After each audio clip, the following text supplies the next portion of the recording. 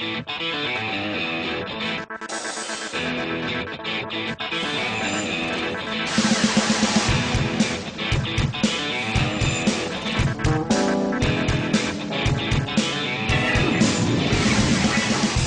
problem of climate change really boils down to the burning of fossil fuels, which is oil, coal, natural gas, and buildings, when you trace it back, are responsible ultimately for about half of the fossil fuel energy that's burned in the country.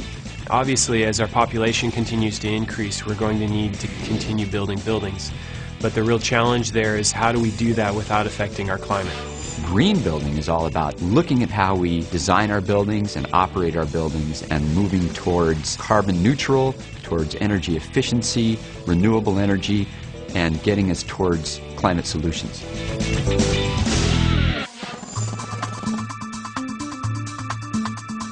There is nothing but opportunity in the transformation of our economy from one that's based on petroleum to one that's based on renewables and cleaner forms of technology. There is all kinds of opportunities for folks who are in the trades. Whether you're an engineer or a carpenter or a plumber, there is nothing but opportunity here. People are going to have to install solar panels on the top of homes. People are going to have to weatherize and make businesses and homes more efficient. Those jobs, they exist now, and there are going to be lots more of them over the next 20 years. Jobs that you can feel excited about. I have a good job, good pay, and I'm doing the right thing by the planet. It doesn't get much better than that. It's a unifying concept. It's not partisan. There are conservatives and liberals who love green building because it makes sense economically, it makes sense socially, it makes sense environmentally. Now we're seeing business people coming together with environmentalists and labor. In 1983, we called it resource-efficient building or energy-efficient building. Slowly but surely, the word green crept in. We started at the bottom end. We started looking at construction waste. We can generate anywhere from 30 to 40,000 tons a year in construction waste. What is it that we can do to try to help make that better? A closed-loop recycling process, especially if you can keep it local. Our local recycling facility created this piece of machinery that now grinds up the drywall that comes out of our buildings, sifts out the paper, sends this perfectly good gypsum product now to Ash Grove Cement. Now we're getting concrete out to our job sites that has our own recycled gypsum in it. Both of these projects are doing extremely well as it comes to waste recycling. Both right now are just above 91%. The industry average is just over 40%, so we're doing quite well. By recognizing ways in which what we do every day can be changed, the more we put the green lenses on, the quicker we can start to change and evolve. Whenever we save a kilowatt hour, we are saving CO2, we are saving the environment. If you think about reducing energy in a building, you have to imagine reducing the amount of energy a power plant is producing. Sometimes that's about making simple operational changes. Sometimes it's about actually making major retrofits. We love our tradespeople, and you could be part of our plumbing teams or electrical teams. You can be a pipe fitter or a sheet metal worker, all working on making buildings more energy efficient, all the way to putting in solar panels and thermal solar systems. So our tradespeople are really important to us and a key part of the green movement, the green collar jobs. Fortunately, there's a lot of training and apprenticeship programs and community college programs to help folks develop the skill sets that they're going to need to do those jobs in the green economy. In terms of training, we developed the Sustainable Building Advisor Certificate Program, and it's also now being offered in locations around the country. The program is aimed at any working professional who has some decision-making power within sustainable building world. The most cost-saving process for building a green building is to simply integrate those green building concepts early on in schematic design.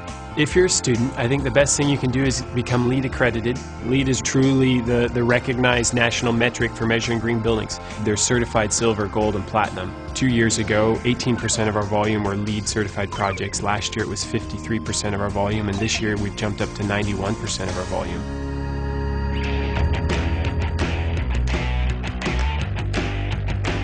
Built Green is a similar program to LEED in terms of its goals and its approaches. Built Green is a more localized program operated by the Master Builders Association in partnership with King County and Snohomish County. Part of what Built Green provides is that structure by which a builder can build a green project without having to learn everything from scratch, and a buyer can understand what the builder has done. It also provides a third-party mark of integrity.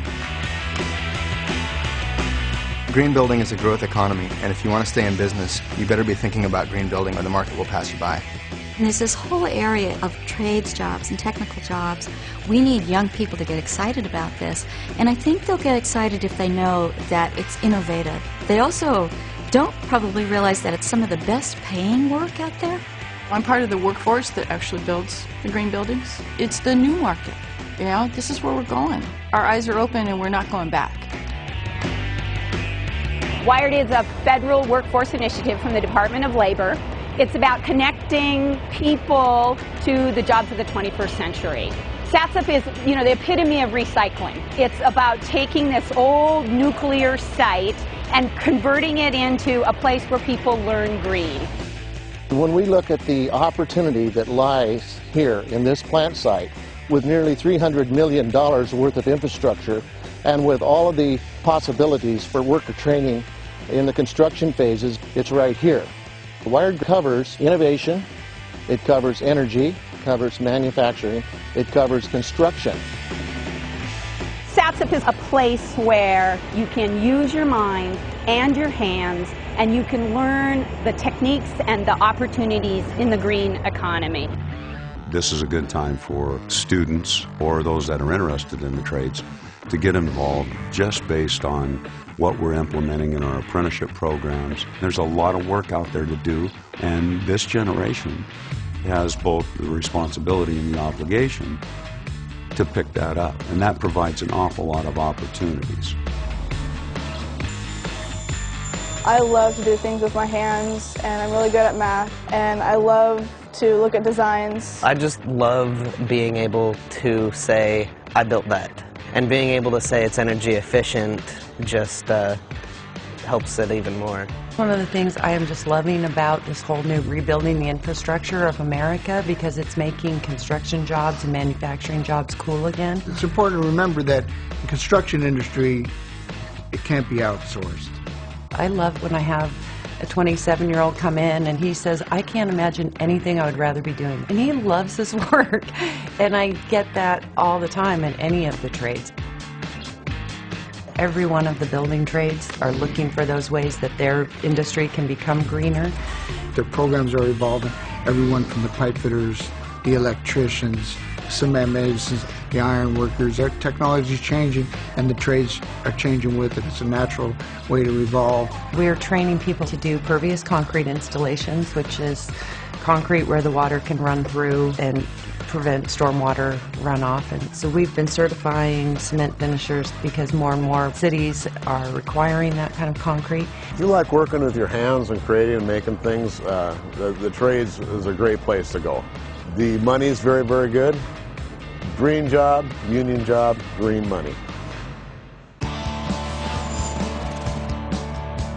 Manufacturing is no longer dirty, dark, depressing, and dangerous. It's clean, it's interesting, it's high-tech. You don't use back-breaking labor anymore to produce the goods and services that we use to construct our homes. There are some exciting aspects to what we see in the future and what's going to happen. A lot of it is in manufacturing and the opportunities that manufacturing provides for the building trades. There's no reason we couldn't be the leading producer of, let's just say, blades for wind turbines. Every manufacturing plant has to be constructed, which provides jobs for the building trades. Many of the manufacturing facilities will be built using, green standards. I think the future is that as society, we will continue to look for ways to make life healthier and more satisfying for the citizens of our community and the citizens of the world. And in order to do that, we need to create products that will serve them well. But at the same time, we don't want to destroy the environment that we're living in. We want our region, the Pacific Northwest, to be the world leader and to create tens of thousands of jobs in the green building and clean energy sectors so that we can prosper at the same time as we help save the world. If you're in high school now, it's an incredible time to be alive. There's going to be a whole range of career opportunities in front of you that are going to allow you to contribute to the greatest challenge we face, which is to create a sustainable economy and a way of life in which we can pass on to future generations a habitable planet. What an incredible endeavor to be involved in. This is an exciting time. It's like things are changing. It's like people are finally waking up. It's exciting to be part of the construction industry at this time. All of a sudden, wow, we're it. Let's do it. And let's train a whole bunch of other people to do it. Go green. Imagine a world where instead of being blamed or viewed as part of the problem, you're actually viewed as part of the solution. And that's a future worth fighting for.